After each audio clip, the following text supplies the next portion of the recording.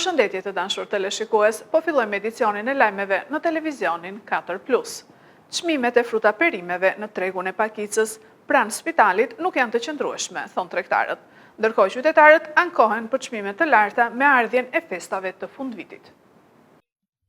Çmimet e frutave dhe perimeve, të cilat janë produkte të domosdoshme për tryezat familjare, janë një shqetësim për qytetarët, sidomos në sezonin e festave. Qytetarët ankohen për çmime të larta dhe futje të produkteve bujqësore nga jashtë, të cilat sipas tyre nuk janë cilësore sa produktet vendase, por konkurrojnë në çmim fruta perimet vendase. Tregtarët tregojnë se çmimet e produkteve vendase nuk janë të qëndrueshme. Me kamerën tonë kemi filmuar çmimet tek tregu i Pakicës i fruta perimeve pranë spitalit. Dhe siç e shikoni, mollët shiten me 80-100 lek kilogrami. Portokallet 50 lek, qepët 50 lek, rrushi 60 lek, domate 80 lek, patatja 60 lek e të tjerë. Ajo që të bie në sy është numri i lartë i qytetarëve që blejnë këto produkte pavarësisht ankesave për çmimet dhe cilësinë. Qytetarët thonë se ka diferencë mes çmimeve të shumicës dhe atyre që paguajnë konsumatorët. Ky fakt është i vërtetë sidomos në Tiranë, ku çmimet rriten 3-4 fish për qytetarët, edhe pse në tregun e shumicës në Lushnjë fermerët i shesin produktet me një çmim minimal.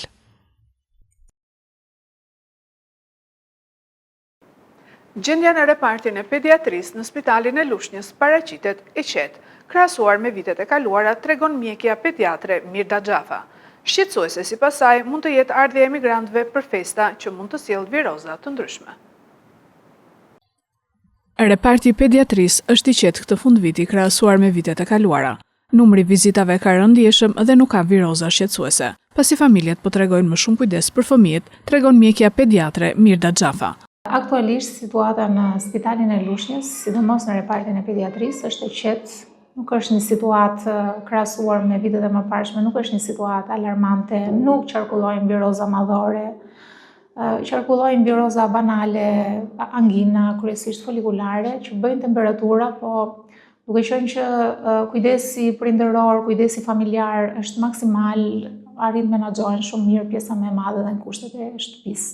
Në krahasim me vitet e kaluara, ka një rënje të ndjeshme të numrit të vizitave, ka rënje të ndjeshme të fëmijëve rënd, pasi, siç e thash, nënat janë ndërgjegjësuar, din të kujdesen shumë mirë për virozat, din të kontrollojnë shumë mirë temperaturën, din të dallojnë një fëmijë rënd. Kryesisht, rastet e rënd kanë qenë mosha 0-1 vjeç, si pasojë e virusit sincicial që qarkullon çdo fillim dimri, dhe duke qenë virusale, patjetër që do bëj ciklin e vet, edhe është e paevituar edhe rëndimi i fëmijëve në këtë grup mosh.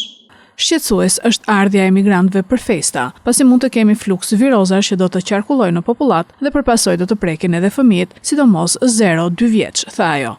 Me grumbullimin e njerëzve si pasojë e festave, me ardhjen e emigrantëve, mundet të kemi edhe fluks virozash.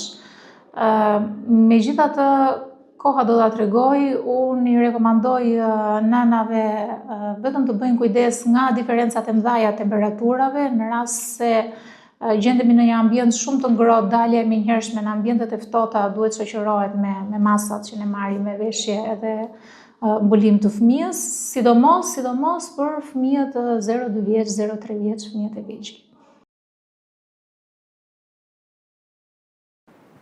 6 objekte antike 2400 vjeçare ndodhen në oborrin e katedrales së Shën Gjergjit në Fier. Sipas historianit Ilirian Gjika, këto objekte duhet të bëhen pjesë e guidave turistike. 6 objekte antike 2400 vjeçare ndodhen në oborrin e katedrales së Shën Gjergjit në Fier. Një kolonë cilindrike e përbërë prej material guri gëlqeror, sipas historianit Ilirian Gjika, mendohet se është sjell nga rrenojat e Apolonisë së bashku me objekte të tjera të përdorura si spolje në murjet e kishës së dikurshme të Shën Gjergjit. Dhe sot kjo kolonë antike është e vetmja shenjë në natyrë e mbetur prej saj. E vetmja provë që dëshmon vjetërsinë e saj është një fotokartolinë e viteve 1930, ndërsa në atë kohë kolonës i mungonte vetëm selvia e cila duhet të jetë mbjellë më vonë.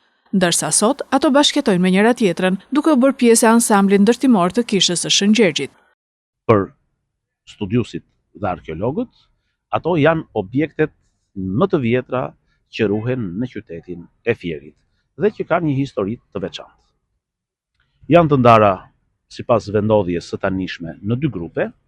Kemi grupin më të ri, bëhet fjalë për 2 fragmente parapetesh të ndërtesave antike dhe 3 trungje të fragmentuar kolonash, prej guri gëlqeror dhe gur shtufi, të cilat kanë qenë të vendosura dikur në ambientet, muret apo kolonadën e brendshme të kishës së Shëngjergjit të Fierit.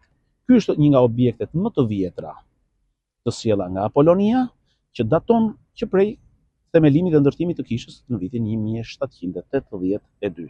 Dhe pikërisht është objekti më i vjetër që ruhet në qytetin e Fierit.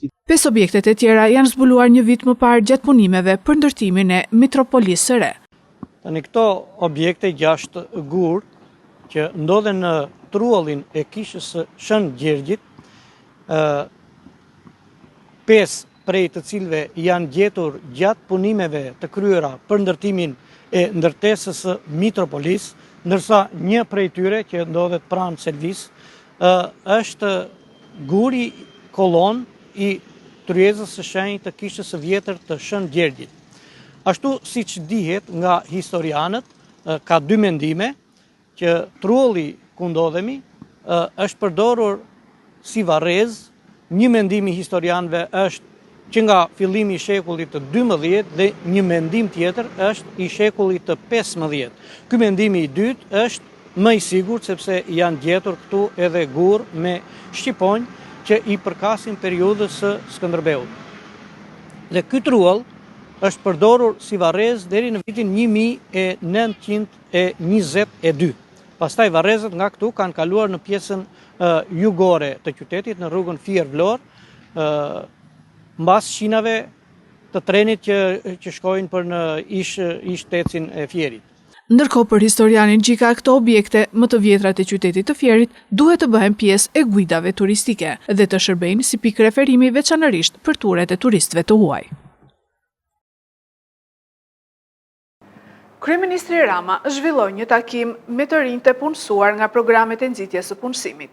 Shqipëria është e para në rajon për shërbimet e punësimit me 42.000 të rinj të punësuar në 5 vitet e fundit, tha ai. Kryeministri Edi Rama zhvilloi një takim me të rinj të punësuar nga programet e nxitjes së punësimit. Ai tha se 42.000 të rinj të reja janë punësuar përmes zyrave të punës. Sipas tij, 7.500 individ kanë përfituar nga programet dhe sot janë në punë. Shqipëria, sipas OECD-s, që është një burim shumë serioz të dhënash dhe vëzhgimesh mbi vendet, është vendi që zë vendin e parë në rajon për shërbimet e punësimit. Dhe kjo është diçka shumë pozitive sepse flet qartë që puna që kemi bërë në gjithë këto vite për të ndërtuar një skem shërbimesh punësimi na ka dhënë një rezultat inkurajues. Janë 7 programe që funksionojnë sot për nxitjen e punësimit, që mbulojnë të gjitha kategoritë dhe që shkojnë nga praktikat profesionale tek formimi në vendin e punës, nga vetë punësimi, siç e dëgjuat edhe këtu, tek reintegrimi social. Dhe një tjetër edhe dhënë që është mirë ta dini dhe ta dinë të rinjt që në krejt normal janë skeptik, janë mosbesues, janë edhe indiferent, madje ndaj këtyre skemave ose këtyre fjalëve, është që në vetëm 5 vitet e fundit 42.000 të rinj, 42.000 të reja dhe të rinj janë punësuar përmes zyrave tona të punës dhe përmes këtyre shërbimeve. Është një numër jo i vogël. Dhe në këtë shifër 7.500 janë individ që kanë përfituar pikërisht nga programet dhe sot janë në punë. Tani, përmbi këtë strukturë që ne kemi ndërtuar vit pas viti, kemi edhe garancinë rinore, që është një model i suksesshëm europian, që po zbatohet edhe në Shqipëri, dhe janë 2200 vajzë dhe djemë të parë që po përfitojnë nga garancia rinore, objektivi i cilës, vetëm garancia rinore, është që 60.000 vajzë dhe djemë të mbështeten në gjithë vendin, në gjitha kategoritë, brenda viteve të këtij mandati qeverisës. $7.000 do të harxojë një tifoz në botërorin 2026 vetëm për bileta. FIFA kritikohet për çmimet e larta në këtë botëror. Çmimet e shtrenjta të biletave për tifozët e Kupës së Botërorit janë kritikuar nga grupimet dhe shoqatat e tifozëve të futbollit nëpër Evropë, të cilët i kanë bërë thirrje FIFA-s që të pezullojë shitjen e biletave për botërorin e vitit 2026 dhe të rishikojë me ulje çmimet e tyre, sidomos të ndeshjeve që luhen në Shtetet e Bashkuara të Amerikës. Shqetësimet janë ngritur fillimisht nga tifozeria e Skocisë, skuadër kjo e kualifikuar tashmë për në finale dhe më pas janë përhapur në seri edhe 8 tifozeritë e tjera, që zakonisht prenotojnë biletat dhe lëvizjen të organizuar në për të tilla evente. Sipas tyre, kostot e biletave janë tepër të larta dhe sipas përllogaritjeve që kanë bërë, nëse Skocia shkon deri në finale, një tifoz duhet të shpenzojë mbi $7.000 vetëm bileta për të ndjekur skuadrën e zemrës. FIFA ka shpërfillur deri më tani thirrjet e tifozëve, ndërsa shkaktari i rritjes së biletave besohet se është sistemi i ri që po aplikon organizata botërore e futbollit, ku çmimet nuk janë fikse, por luhaten sipas interesimit për një ndeshje të caktuar, ngjashëm me një ankant. Këto ishin lajmet tona për sot. Lajmet i gjeni edhe në internet në website-in 4plusmedia.tv.